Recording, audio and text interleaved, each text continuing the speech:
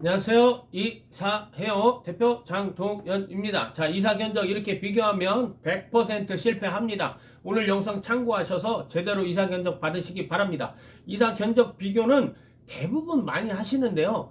이상하게도 많이 받으신 분일수록 더 이사가 끝나면 후회하는 게 더 큽니다.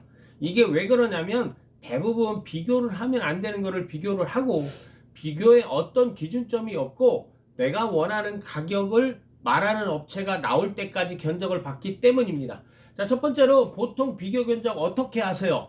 어떻게 하세요? 대부분 이렇게 합니다. 가격표 쭉 늘어놓고 여기는 얼마, 여기는 얼마, 여기는 얼마 제일 싼 곳을 체크한 다음에 조건은 비슷한 것 같은데 그 업체로 결정하세요. 뭐 이런 식으로. 근데 이건 비교가 아니라 도박에 가까운 거죠. 그 업체에 관해서 아무것도 모르는데 이사가 잘 됐으면 좋겠다는 막연한 희망을 가지고 결정하는 거죠. 그러면 아무래도 결과는 불확실할 가능성이 굉장히 큽니다.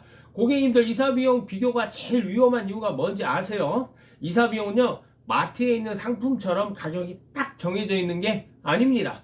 여러 사람이 같이 모여서 일하는 것이기 때문에 상황마다 조건마다 달라지게 됩니다. 같은 200만원의 이사 견적이라도 작업 인원수가 다르고 기사 숙련도가 다르고 사다리차 포함 불포함 뭐 사고 났을 때 대처 방법 이런 것들이 다 달라요. 그런데 가격만 비교하는 순간 이런 것들은 안 보이게 되죠. 이런 것들은 파묻히게 되는 거예요. 가장 중요한 내가 이사를 어떻게 하고 싶다는 기준이 없는 것도 굉장히 큰 문제예요. 지난번 내가 이사할 때 이런 점이 좀 마음에 안 들었는데 이번에는 이랬으면 좋겠다. 저번에 누가 이사를 했다는데 얘기 들어보니까 그게 안 좋았다고 하더라. 그래서 나는 이번에 최소한 이 정도 이사는 했으면 좋겠다. 그와 같은 기준이 있어야 된다는 거예요. 그리고 진짜 비교는 가격이 아니라 질문으로 하시는 겁니다. 질문으로. 업체를 객관적으로 비교하려면 물어보고 체크해야 되는 질문 사항들이 있어요. 왜 그러냐면 그 질문들을 기준점으로 해서 업체를 객관적으로 비교할 수 있기 때문이에요. 자, 이삿날 작업 인원은 몇 명 정도 오세요?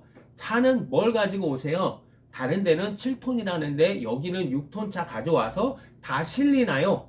뭐 이삿짐 센터에서 같이 오래 일을 했던 베테랑 팀이 오시나요? 급조된 팀이 오시나요? 그날은 바쁜 날인가요? 자, 추가 비용은 어떨 때 나옵니까? 파손 시 처리 기준은 어떻습니까? 자, 이사 당일과 이사 끝난 다음에 우리 고객님들이 체크하셔야 되는 사항들이 있어요. 그런 것들을 비교해 보고 종합적으로 가격과 검토를 하셔서 결정을 하셔야 된다는 거예요.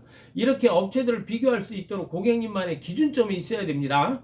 그리고 이런 질문의 대답이 명확한 업체일수록 결과도 명확합니다. 아시겠죠? 여기서 업체의 답변에 태도로 이미 갈라집니다. 여기서부터가 진짜 비교 포인트예요. 중요합니다. 물론 뭐 현장 가봐야 알겠죠. 그때 상황 돼봐야 알겠죠. 보통은 괜찮아요. 이 말이 나오는 순간 대상에서 빼셔야 됩니다. 맞는 말이지만 정확한 설명과 확실한 대답은 아니에요. 아시겠죠? 좋은 업체는요, 고객님들이 들을 준비만 되어 있다면 설명이 귀찮을 정도로 길고 자세하게 해드립니다. 왜냐하면 이삿날에 최대한 변수를 줄이고 원활한 이사가 되기 위해서 반드시 설명드려야 되는 부분들이 있기 때문이에요. 그런데 싸구려 업체들은 그 부분을 정확하게 공개하지 않습니다. 왜? 그래야 이삿날에 뭐라도 꼬투리 잡아서 추가 비용을 만들 수 있고 이사 비용을 높일 수 있기 때문이에요. 견적을 받았는데 이상하게 싼 곳은 이렇게 비교를 하세요. 다른 데보다 한 2, 30만 원 싸요. 그런데 대부분 고객님들이 이 업체한테 뭐라고 물어보냐면 한 5만 원에서 10만 원 깎아줄 수 있나요? 이렇게 물어보셔요. 절대로 그렇게 하지 마세요. 이럴 때는 그렇게 물어보세요. 왜 여기가 다른 데보다 더 저렴한가요? 이렇게 물어보셔야 돼요. 그리고 나서 여기서 설명이 구체적이면 가능성이 있어요.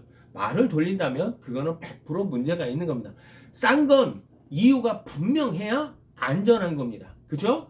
남들이 뭔가 못하는 대단한 혁신을 해서 가격 인하에 성공한 건데 그런 이유는 아주 명확하겠죠. 우리 집 아빠, 엄마, 아들 둘이 이사를 해요. 그래서 한 사람당 10만 원씩만 벌면 됩니다. 뭐 이런 식으로 아주 명쾌하게 대답을 한다면 그거는 믿음이 가죠. 그렇지 않고 두루뭉실한다면 그거는 믿으시면 안 됩니다. 여기서 실제 비교 사례를 하나 말씀드릴게요. 자, 제가 1월 30날 이사한 우리 고객님 댁으로 이사가 들어오는 집이에요. 그 고객님이 자, A 업체에서 170만원, B 업체에서 160만원, C 업체에서 150만원. 그래서 C 업체를 선택하셨어요. 이삿날 현장 도작 후 이삿짐이 많다든가 이사 조건이 안 좋다든가 장롱은 뭐 옵션 비용이라든가 여러 가지 이유로 추가 비용이 나올 확률이 커요. 또한 일하는 걸 보면 고객님들의 기대와 달리 일을 정말 못할 확률이 커요. 실제로 그 C사와 계약한 그분은 우리 고객님한테 우리 고객님이 지금 살고 계시는 집으로 들어오고 우리 고객님은 나가는 집이에요. 이 집에서 돈을 받아야 저 집으로 돈을 줄 수 있잖아요. 이 집에서 돈을 받은 시간이 오후 3시였어요. 왜 그랬을까요? 저쪽 집에서 이삿짐 센터가 C사, 아주 듣기만 해도 징글징글한 C사, 그 업체가 이삿짐 포장을 굉장히 늦게 했기 때문에요. 짐도 얼마 안 돼요. 1톤 차 4대 가져왔대요. 그럼 한 6톤 정도 분량이거든요. 뭐 얼마나 꽉 실었는지 모르겠지만 그 정도 분량밖에 안 되는 짐인데 오후 3시에 우리 고객님께서 돈을 받으셨어요. 굉장히 문제가 있는 거예요. 아시겠죠? 자, 그럼 오늘 주제 가격 비교 한 문장으로 정리를 해볼까요? 이사 견적 비교는요, 얼마냐? 이게 아닙니다. 어떻게 그 가격이 나왔느냐를 보셔야 되는 겁니다. 이 기준만 아셔도 이사 실패 확률은 확 줄어듭니다. 이사 때문에 후회 안 하시고 싶다면 오늘 말씀드린 내용 꼭 기억하셔서 좋은 이삿날 되셨으면 좋겠습니다. 감사합니다.